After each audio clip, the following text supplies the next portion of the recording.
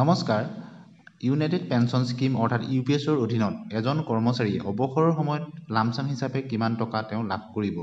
এনপিএছৰ অধীনত এজন কৰ্মচাৰীয়ে তেওঁ যিমান টকা জমা হয় তাৰ 60% তেওঁ লাভ কৰে কিন্তু ইউপিএছৰ অধীনত তেনেধৰণৰ পদ্ধতি নহয় এক নতুন পদ্ধতিত তেওঁ লাভ কৰিব উদাহৰণসহ গেজেট নটিফিকেশ্যনত উল্লেখ কৰা আছে কিমান টকা লাভ কৰিব যদি এজন কৰ্মচাৰীয়ে তেওঁ অৱসৰৰ সময়ত 25 বছৰ তেওঁ কমপ্লিট কৰিলে কৰাৰ পিছত তেওঁ 50% তেওঁ বেসিক পেনশন পাব লাগে বেসিকৰ গতিকে তেওঁ মূল বেতনৰ যদি বেসিক তেওঁ 45,000 হয় আৰু ডিএ যদি বৰ্তমান হিচাপতে ধৰা হয় 53% ডিএ তেওঁ হ'বগৈ 23,850 টকা দুইটা মিলালে 68,850 টকা গতিকে এই হিচাপত তেওঁ এটা নতুন পদ্ধতিত ক্যালকুলেশন কৰি তেওঁ কিমান টকা তেওঁ লামসাম হিচাপে পাব সেই ক্যালকুলেশনটো কৰা হ'ব আপোনালোকে নিশ্চয় দেখিছে যে বছৰ পূৰ্ণ হোৱাত তেওঁ 45,000 তেওঁ বেসিক আৰু লগত ডিএ 53% দুইটা মিলাই 68,850 গতিকে এই ৰাশিটো কি হিচাপত ক্যালকুলেট কৰি অৱসৰৰ কাৰণে তেওঁ গণনা কৰা হ'ব আপোনালোকে নিশ্চয় দেখিছে এটা ফৰ্মুলা দি দিছে একমুঠ ৰাশিৰ 10/1 পূৰণ 68,850 পূৰণ L অৰ্থাৎ চমুকৈ চাবলৈ গ'লে আপোনালোকে নিশ্চয় দেখিছে যে 10/1 হলে হ'ব 6,885 টকা আৰু 10 বছৰ তেওঁ ছমাহকে 10 বছৰ টোটেল হ'ব 12 মাহকে 120 মাহ আৰু 6 মাহি পূৰণ হ'বগৈ 20টা 120ত 6 যদি আমি পূৰণ কৰোঁ হৰণ কৰিলে 120ক 20টা হ'ব অৰ্থাৎ 6 মাহিলি পূৰ্ণ 6 মাহিলি হ'ব 20টা অৰ্থাৎ 6,885ক আমি 20ৰে পূৰণ কৰি দিলে 1,37,700 টকা পাব যিজন কৰ্মচাৰীয়ে 10 বছৰ কমপ্লিট কৰাৰ পিছত তেওঁ অৱসৰ গ্ৰহণ কৰে আৰু 15 বছৰ পূৰ্ণ হোৱাৰ পিছত তেওঁ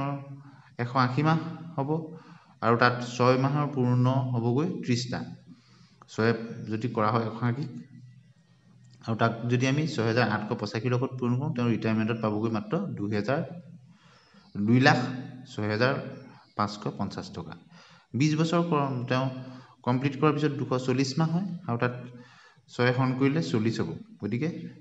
6,885ক 40ৰে পূৰণ কৰিলে 2,75,400 টকা তেওঁ পাব 20 বছৰ কমপ্লিট হোৱাৰ পিছত যদি তেওঁ অৱসৰ গ্ৰহণ কৰে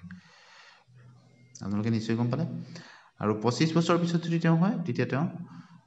300 মাহ হ'বগৈ আৰু তাত 6 হৰণ কৰিলে 50 হ'ব 6 পূৰ্ণ 6 মহিনা হ'বগৈ 50টা আৰু তেতিয়া তেওঁ 3,44,250 টকা পাব 30 বছৰ কমপ্লিট হোৱাৰ পিছত যদি তেওঁ অৱসৰ গ্ৰহণ কৰে তেতিয়া তেওঁ 360 মাহ হ'ব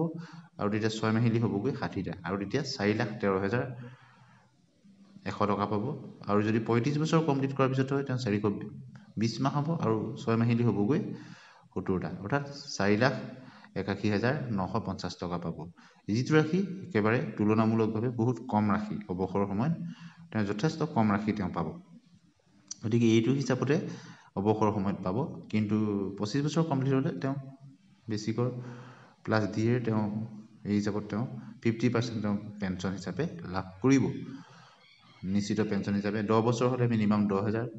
টকা তেওঁ পেনশন হিচাপে পাব ঠিক একেদৰে 10 পৰা 25 বছৰ মাজত থকাখিনি আনুপাতিক হিচাপত পেনশন লাভ কৰিব কিন্তু লামসাম হিচাপে অৱসৰৰ সময়ত তেওঁ যথেষ্ট কম টকা পাব